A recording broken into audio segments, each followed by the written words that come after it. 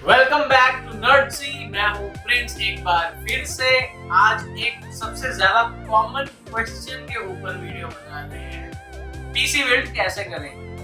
बहुत सिंपल तरीके से, बहुत आसान तरीके से आपको आपके घर बैठे पीसी बिल्ड करना सिखा देंगे। दोस्तों कुछ मुश्किल नहीं है पीसी बिल्ड करना, वीडियो में बने रहो। सबसे इजीएस्ट तरीके से पीसी बिल्ड करना सिखा दूंगा, पता भी नहीं चलेगा कब पीसी बिल्ड हो गया तुम्हारा। ठीक है। एक दूसरा हमारा सबसे ज्यादा जरूरी इंपॉर्टेंट सवाल ये होता है पीसी बिल्ड करने में कि कंपोनेंट्स क्या यूज करने हैं, कैसे मैच करना है उनको। ये कॉन्सेप्ट तुम्हारा क्लियर हो गया ना, रातों रात 10 पीसी खड़े कर दोगे, एक दो की तो बात नहीं चलेगी। शुरू करते हैं आज की वीडियो कुछ बेसिक नॉलेज के साथ और एक पीसी बिल्ड करने के साथ। Let's start.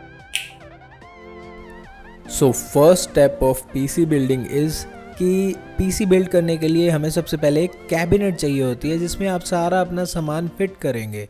हमने इस वीडियो में ये कैबिनेट चूज़ की है जो कि ATX कैबिनेट है और यहाँ हमारा सारा सामान कंफर्टेबली आ जाएगा। सो इस कैबिनेट के साथ हम बिल्ड शुरू करेंगे। ये है हमारा मदरबोर्ड।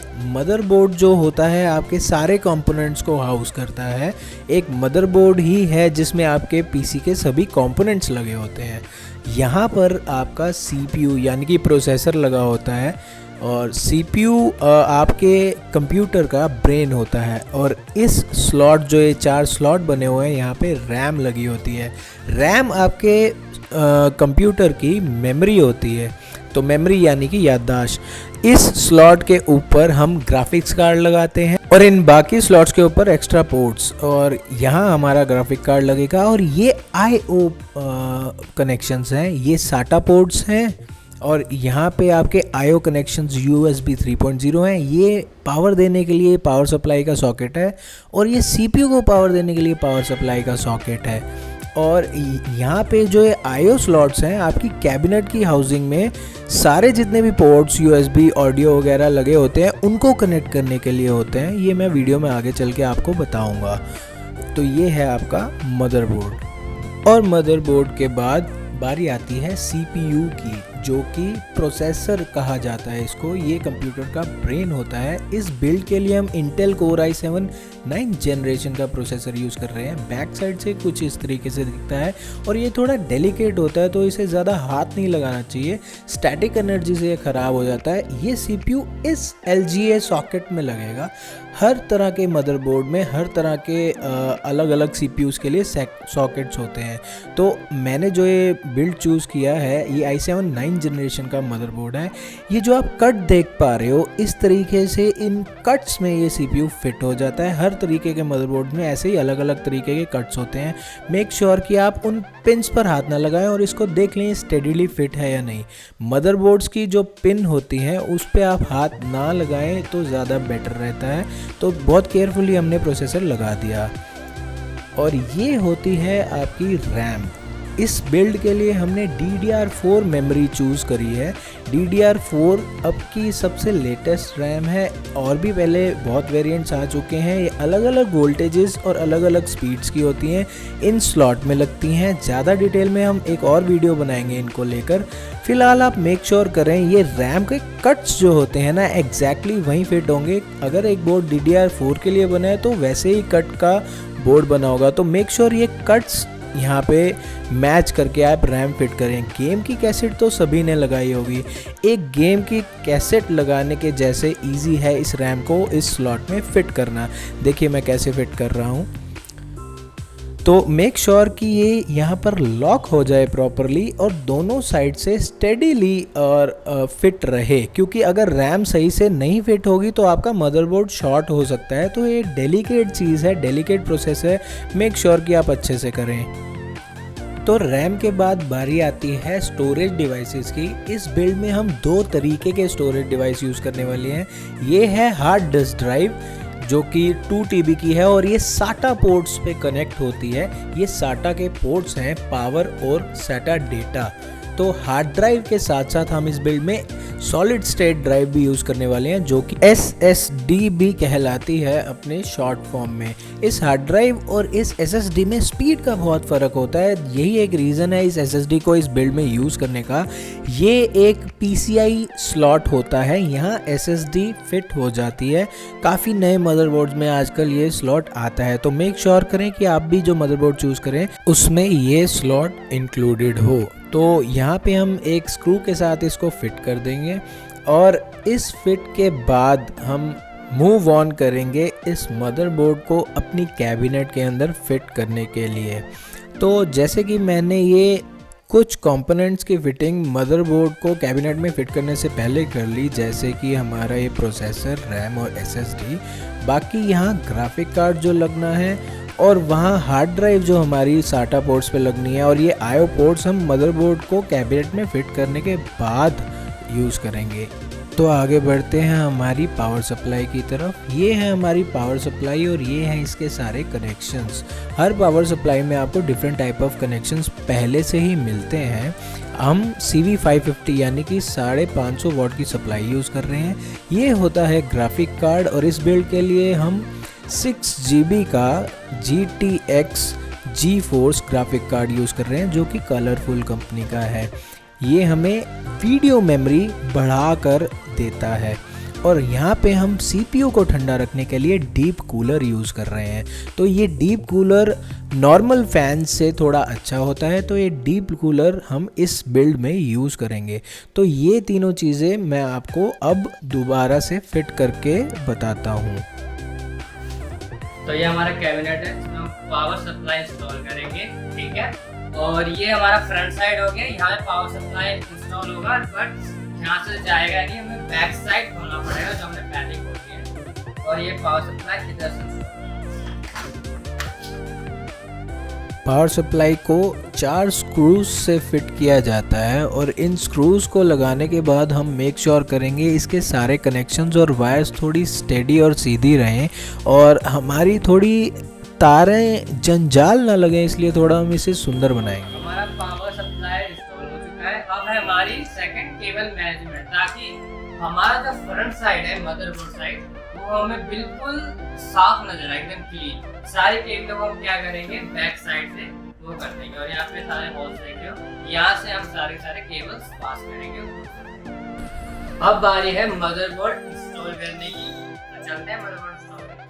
तो दोस्तों, जैसे कि ये हमारी कैबिनेट एक एनक्लोजर है मदरबोर्ड को फिट करने के लिए, सारे कंपोनेंट्स को फिट करने के लिए, तो ये हर मदरबोर्ड के हिसाब से एक स्टील कटिंग आती है हर मदरबोर्ड के IO पोर्ट्स के हिसाब से। जैसे भी आपके पोर्ट्स हैं वैसे ही इसके कटआउट्स बने हुए होते हैं, जो कि आप कैबिनेट में फिट करेंगे इसको। तो जिससे क्या होगा कि कोई भी बाहर की चीज़ या लिक्विड या उल्टी सीधी चीज़ अंदर कैबिनेट में नहीं जाएगी। ये एक एनक्लोज्ड कैबिनेट है, इसलिए ये पत्ती लगना बहुत ज़रूरी है जो ये स्टील की होती है। तो ये हमारा मदरबोर्ड है, इसको हम काफ़ी तरीके से नीचे फिट करेंगे। मेक श्योर कोई पेच या कोई लोहे की चीज़ नीचे ना पड़ी हो, बिकॉज़ आपका मदरबोर्ड ऑन होने के बाद शॉर्ट हो सकता है। इस प्रोसेस को थोड़ा डेलिकेटली करेंगे और बड़े केयरफुली मदरबोर्ड को प्लेस करेंगे और कुछ स्क्रूज लगाकर हम इस मदरबोर्ड को अपनी जगह पे फिक्स करेंगे।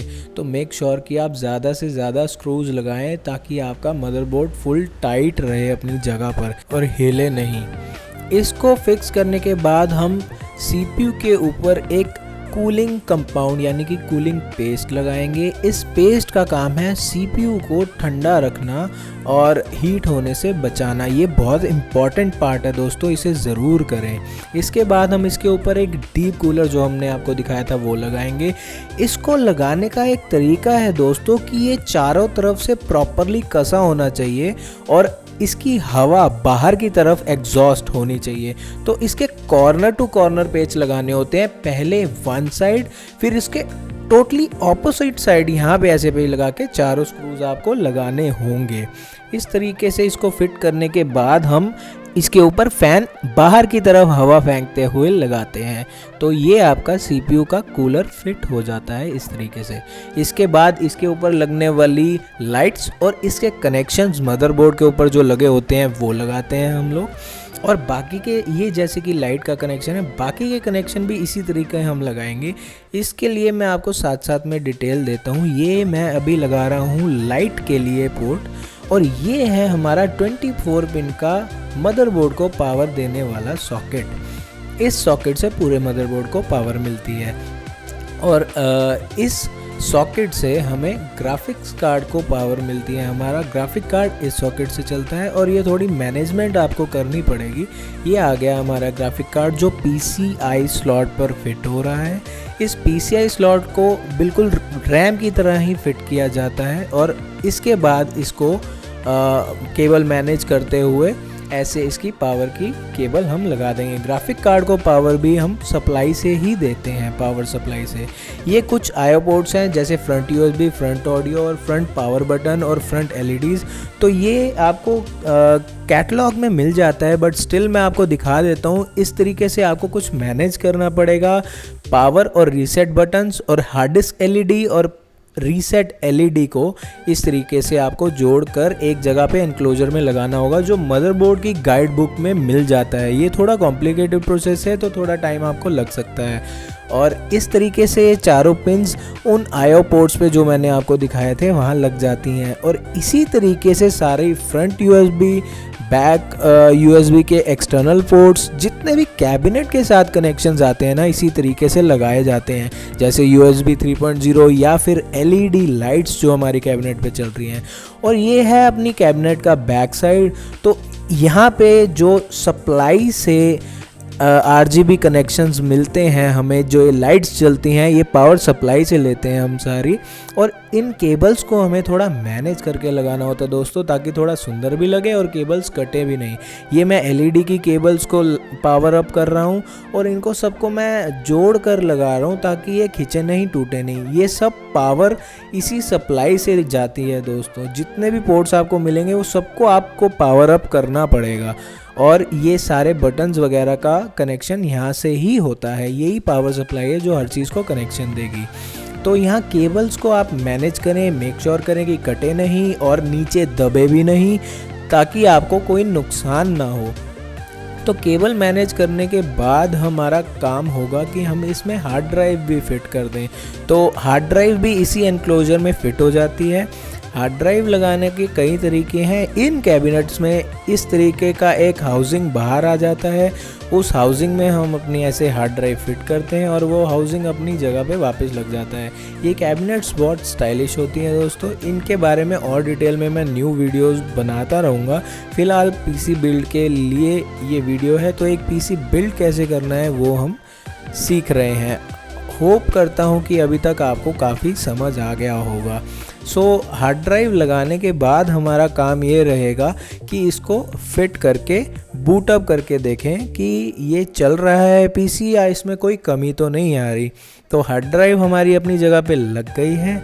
इसके बाद हम इसके ऊपर जो इसका डेटा ट्रांसफ़र की केबल है वो लगाएंगे, और पावर की केबल है वो लगाएंगे। ये पावर केबल है जो मैं यहाँ लगा रहा हूँ। ये एक L शेप्ड केबल होती है, तो अपनी जगह पे बिल्कुल प्रॉपरली फिट हो जाती है, तो आपको इसमें करने में कोई तकलीफ़ नहीं आएगी। और ऐसे ही L टाइप केबल होती है ये डेटा केबल।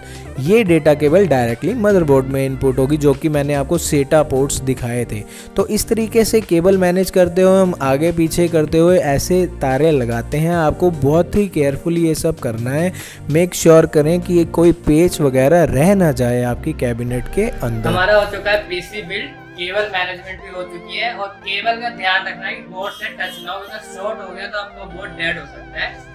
और आप इसे करते हैं पैक, उसके बाद हम करेंगे यानी कि सो सिस्टम रेडी है, बिल्कुल पैक हो गया है। Let's boot it up. Boot करते ही सबसे पहले आपको एक ज़रूरत पड़ेगी ऑपरेटिंग सिस्टम की, जो कि बायोस नाम की एक सेटिंग में, जो मदरबोर्ड के अंदर pre set pre loaded functions होते हैं, उसमें जाके विंडोज़ डालनी पड़ती है आपको। तो विंडोज़ मैं कह रहा हूँ एक ऑपरेटिंग सिस्टम को, यूजुअली लोग विंडोज़ माइक्रोसॉफ्ट की डालते हैं, तो आपको विंडोज़ की ज़रूरत पड़ेगी इसमें। Let's first boot it up in BIOS mode. BIOS mode में जाने के लिए आपको F2 दबाना पड़ेगा। सिस्टम हमारा रेडी है। किसी किसी सिस्टम में F2, किसी में डिलीट का बटन, दबाकर इन सेटिंग्स में आप जा सकते हैं। इन सेटिंग्स के बारे में ज़्यादा डिटेल में मैं नेक्स्ट वीडियो में बताऊंगा, और नेक्स्ट वीडियो में मैं आपको बताऊंगा कि लोड कैसे करते हैं एक ऑपरेटिंग सिस्टम को। सो आज की वीडियो के लिए इतना ही। और भी इंफॉर्मेशन चाहिए तो आप मुझे पर्सनली मैसेज कर सकते हैं। सिस्टम के बारे में कुछ जानकारी चाहिए कि मैंने कहाँ से बनाया, कैसे ख़रीदा, उसके बारे में लिंक्स मैं आपको दे दूँगा।